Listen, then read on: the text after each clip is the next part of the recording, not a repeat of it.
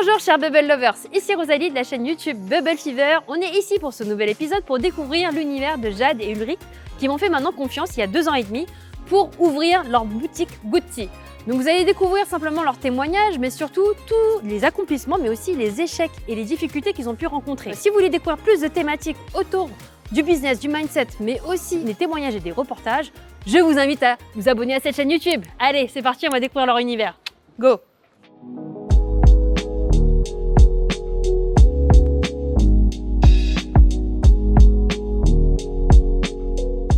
Allez, je vais voir l'exploration à l'intérieur du bar. C'est trop bien. Hein, mais bravo, là je vois le meuble réfrigéré, on avait configuré comme ça. Ils ont vu par rapport au plan qu'on a mis en place dans le logiciel d'architecture. Bravo Jade, je suis trop contente. C'est génial parce que vous avez vraiment optimisé, vous avez vraiment fait, voilà, comme j'avais dit, les rangements à l'intérieur voilà, pour faire le coffrage, c'est génial. En fait, ça c'est génial, c'est l'exemple parfait d'académiciens que je forme et qui appliquent tout ce que je dis. La communication, aller sur le terrain, créer une expérience client exceptionnelle et créer du lien authentique, bah voilà, il n'y a pas de secret, les gens ont envie de revenir et te font confiance, même quand tu prescris. Quoi demander de plus? Ouais, franchement, bravo, vraiment bravo, je suis trop contente pour vous de voir le résultat fini. Bienvenue chez Good-Tea, ce nouveau commerce a accueilli ses premiers clients samedi dernier.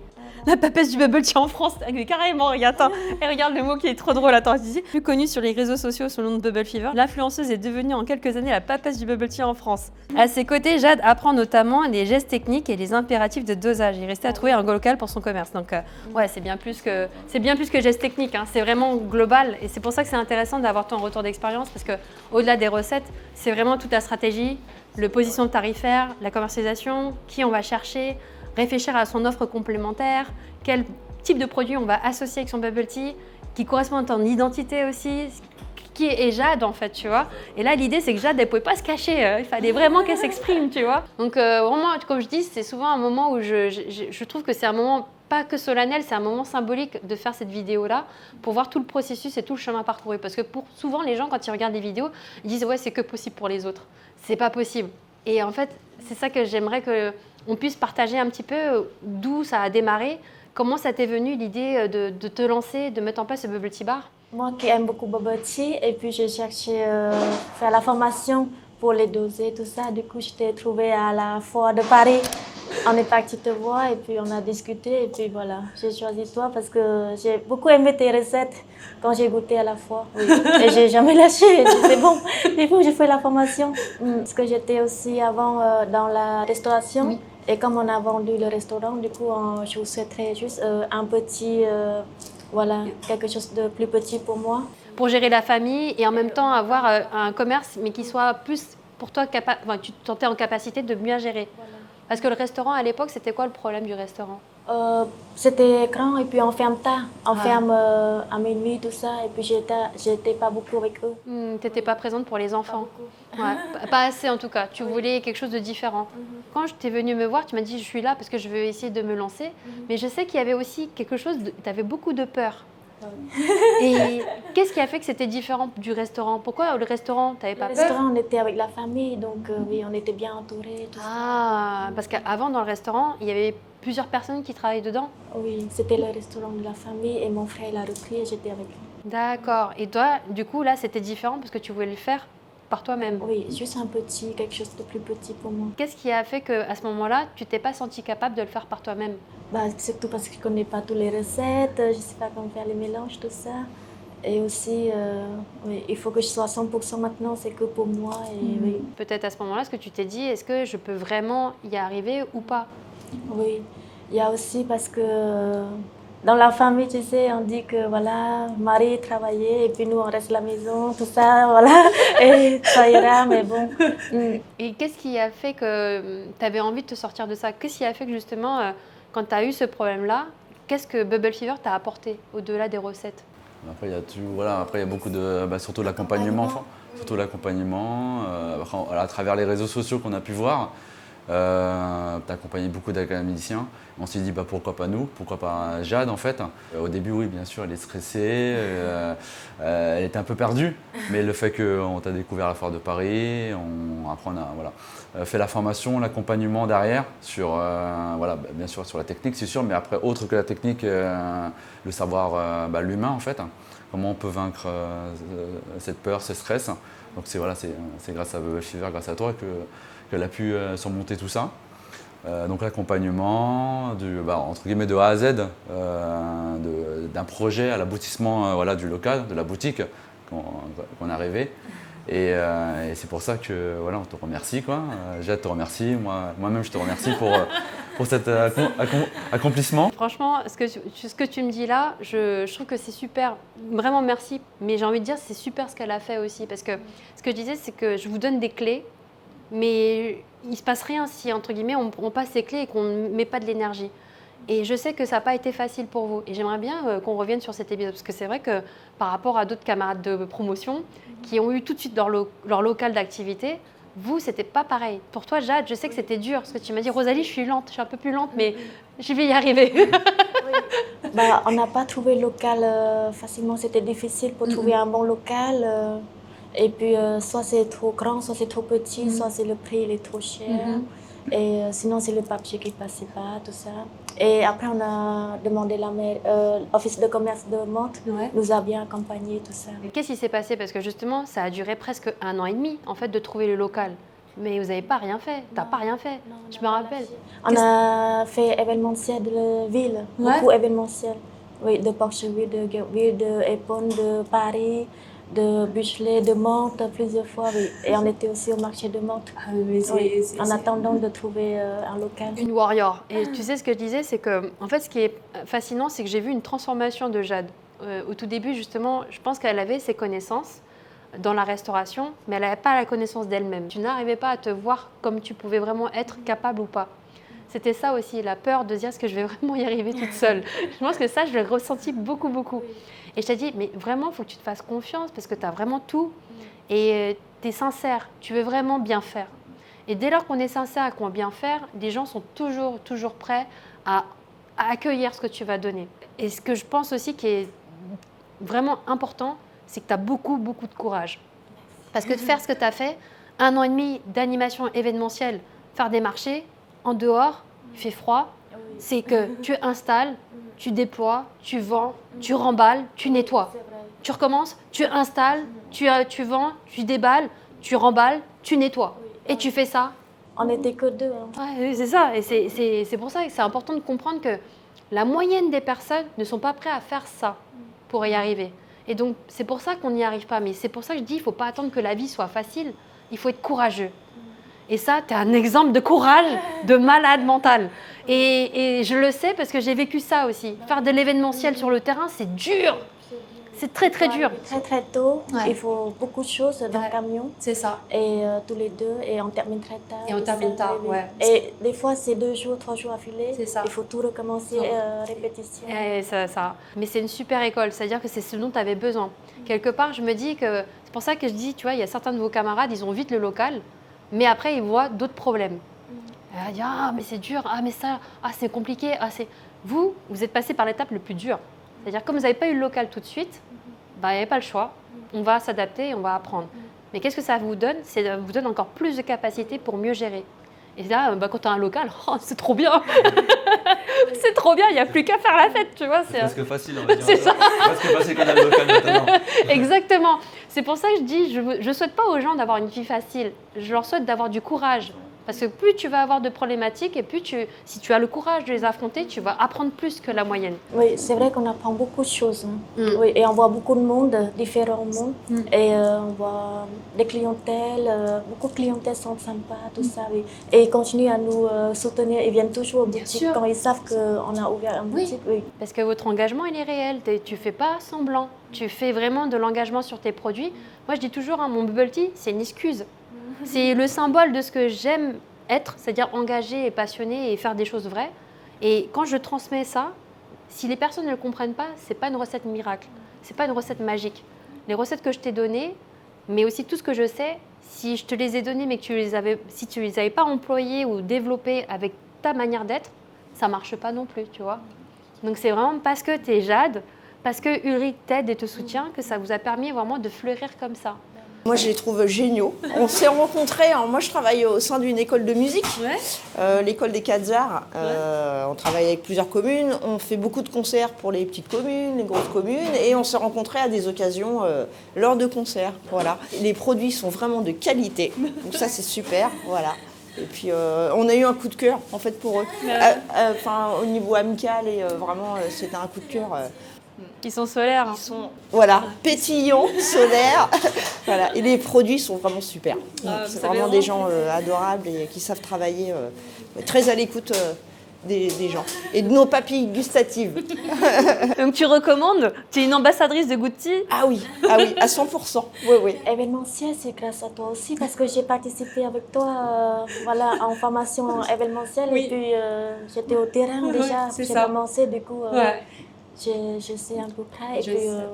Et je sais, et c'est pour ça que je dis que quand vous venez à l'académie, c'est vraiment un grand plus parce que beaucoup de personnes ne vous laissent pas voir ça. On a besoin de ça parce que quand c'est théorique, c'est trop théorique, on ne comprend pas dans la chair, dans la cellule, et c'est ça qui nous permet d'avoir confiance en soi. Mais ça ne suffit pas la confiance, il faut aussi en fait continuer à travailler sur sa personne, devenir meilleur, relever des challenges. Et je pense que vraiment la nouvelle Jade maintenant, si elle pouvait se parler à Jade avant la Bubble Fair Academy, qu'est-ce que tu lui dirais? Je dis quoi? Je dis que fait comme elle était, il ne faut pas lâcher, il faut continuer, même si c'est un peu petit à petit, on va y arriver. Il ne faut toujours pas lâcher. Oui.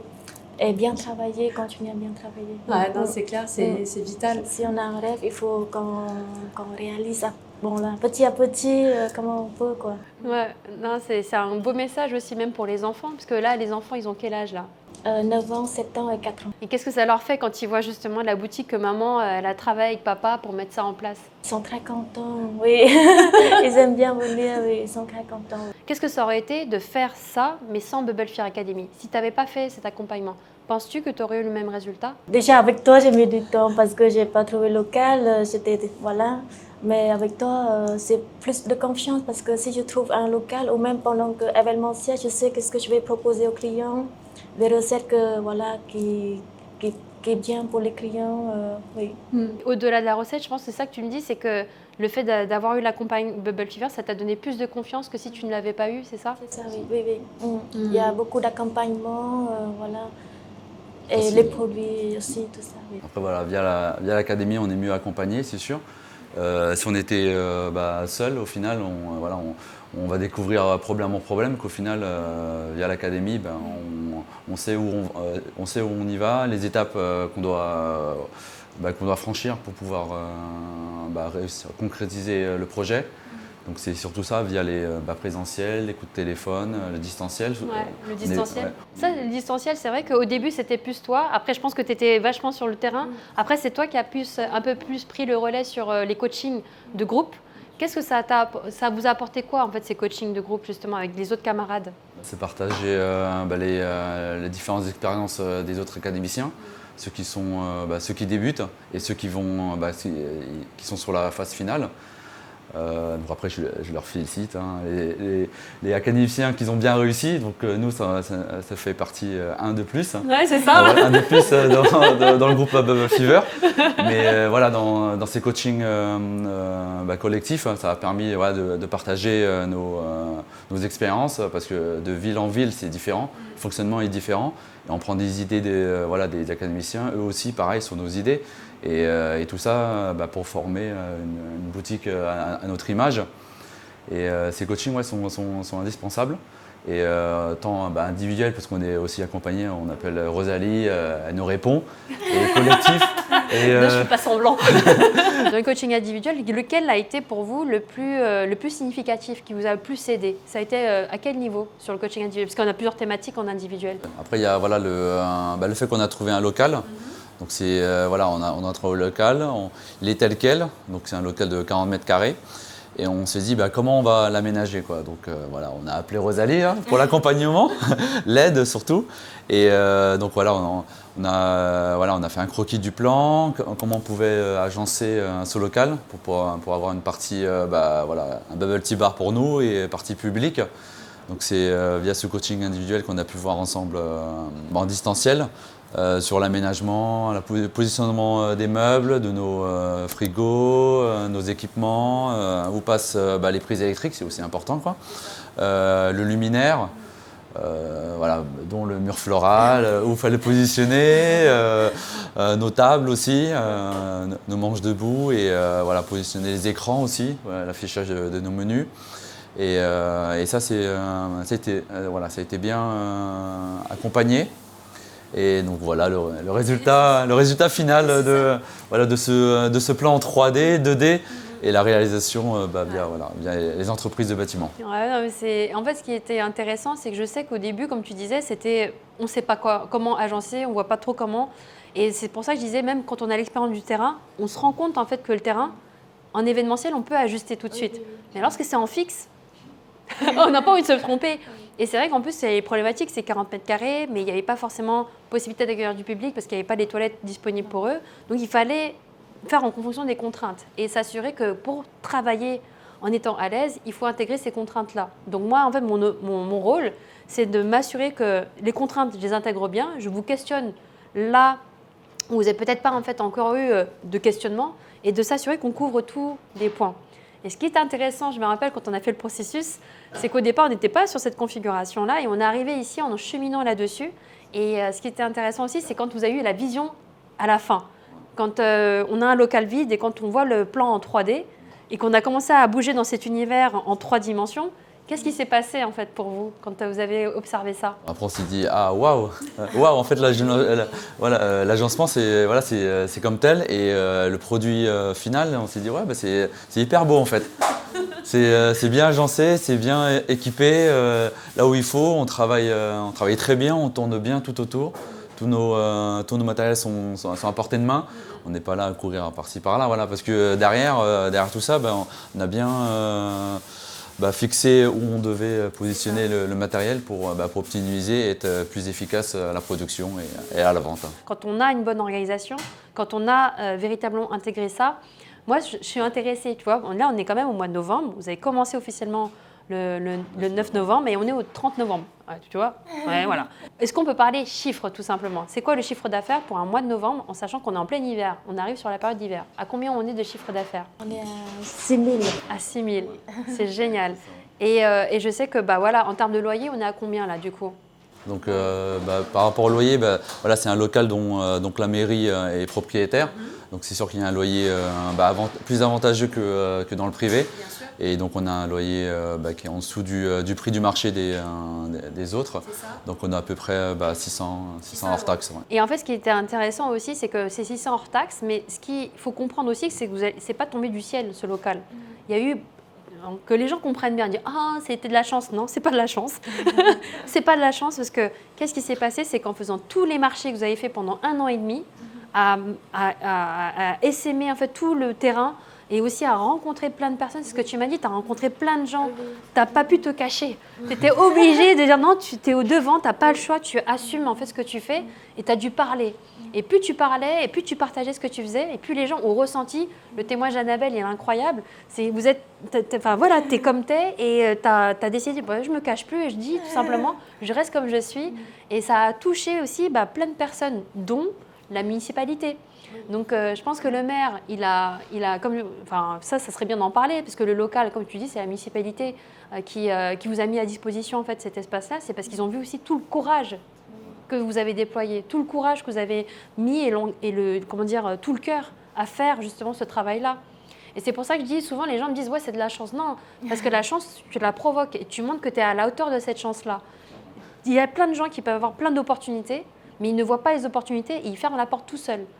Toi, ce que tu as fait, c'est que tu es allé à chercher ta chance.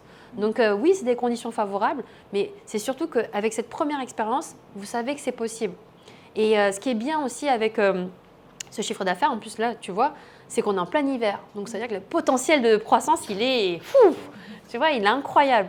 pour des personnes justement, parce que toi c'est un grand message aussi ce que tu me dis, qu'en étant mère de 3 enfants, avec un mari qui travaille déjà, tu aurais pu en fait te permettre de ne pas travailler, tu aurais pu continuer à rester mère au foyer. Qu'est-ce qui a fait que tu avais besoin d'aller au-devant de ça? Je voulais quelque chose pour moi et aussi la vie famille et aussi travailler et des choses pour moi. Du coup, j'ai un rêve quoi. Enfin, je me ton dis, rêve. voilà, il faut que je réalise quoi. C'est génial. Même si je dois mettre du temps parce que les enfants sont petits, tout ça, mais je dois m'occuper de eux et aussi continuer à chercher, à trouver, oui.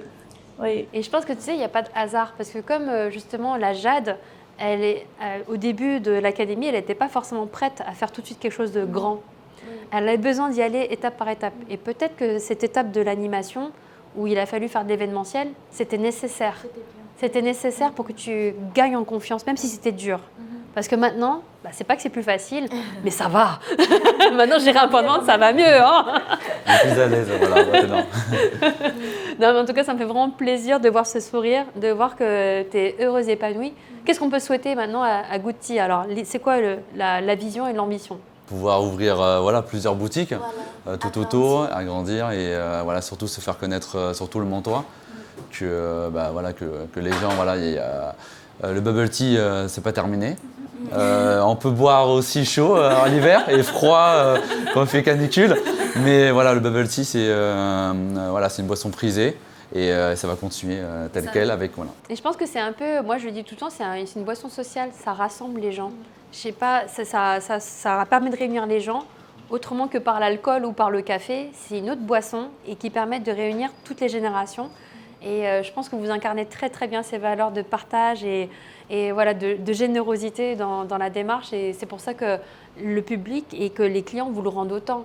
Parce que ce n'est pas que la municipalité qui vous a soutenu, c'est aussi tous les autres clients des communes qui sont capables de venir loin, rien que pour vous trouver. Et ça, les gens n'ont pas compris que ce n'est pas la recette de Moët Bubble Tea, c'est comment toi, tu en as fait quelque chose d'utile avec tes valeurs à toi. Et ça, c'est le plus important. Il ne faut pas oublier la part de magie que toi-même, tu mets dans tout ça. Donc vraiment, bravo. Et je suis très, très contente. Merci à toi. Et donc, du coup, le conseil en fait, que vous pourriez donner à quelqu'un qui a peur et qui aimerait bien en fait, se lancer, mais qui a peur, qu'est-ce que tu dirais? Après, c'est vrai que tout le monde a peur hein, des choses, des étapes de la vie, mais après, il faut les affronter. Il faut avoir de l'aide aussi. Des gens qui nous entourent pour pouvoir affronter cette peur et au final ne plus avoir peur parce qu'au final dans la vie on va toujours avoir peur des choses si on ne passe pas cette étape-là d'affronter cette peur-là, on va entre guillemets pas réussir mais on va quand même réussir mais lentement.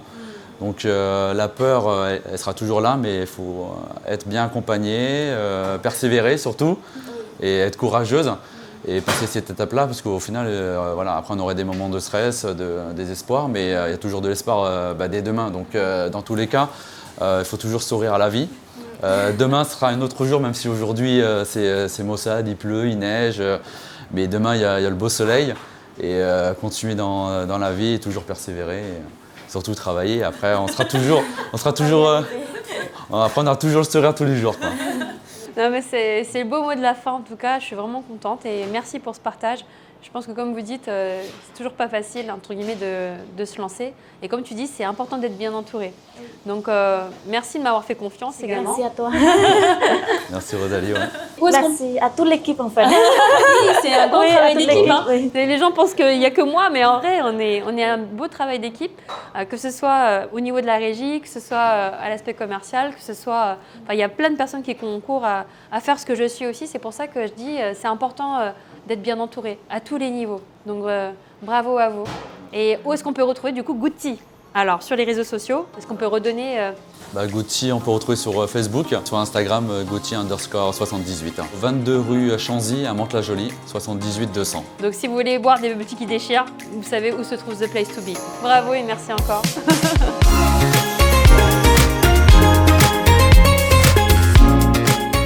Voilà pour cette nouvelle vidéo qui, j'espère, vous aura donné de l'inspiration et aussi du courage pour accomplir vos propres rêves. N'hésitez pas, n'attendez pas d'avoir le bon moment pour vous lancer. Il suffit déjà, rien qu'en cliquant sur le lien de cette vidéo, vous aurez tout le descriptif de mon univers pédagogique et vous permettre vous aussi d'en savoir un peu plus et de comprendre comment vous pouvez obtenir les mêmes résultats. Et si vous voulez simplement continuer à me suivre, abonnez-vous sur la chaîne YouTube, je donne pas mal de contenu gratuit. Allez, ciao ciao les amis!